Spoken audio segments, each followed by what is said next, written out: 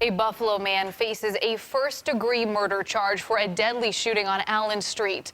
37-year-old Salim Merakeb was shot and killed outside of Frizzy's bar on November 3rd after a fight escalated. Good evening, everyone. The victim's father calls it an act of senseless violence and was in court today as 30-year-old Jeremy Wright was arraigned for the crime. News 4's Marissa Perlman takes us inside the courtroom for the suspect's first appearance. I just wanted to see the face of the man, the young man that killed my son. I wanted to see him. Fred Merakeb sits in court facing 30-year-old Jeremy Wright for the first time.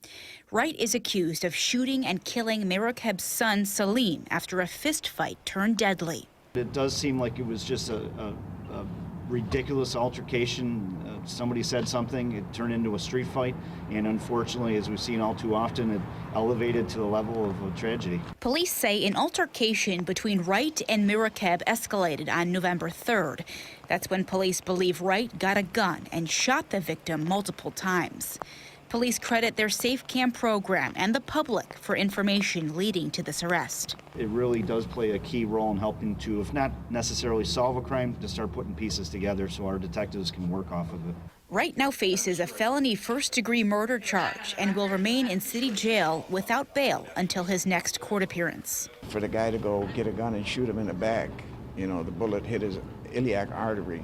Merakeb was 37 years old and leaves behind 2 kids, someone his father describes as a kind-hearted person and a great dad. He cared about people. He would never hurt anybody intentionally. He was just a good person. Fred Merakeb calls the suspect a coward and says losing his son was a senseless act of violence. No parent should ever have to bury their own child, I think that's the worst thing.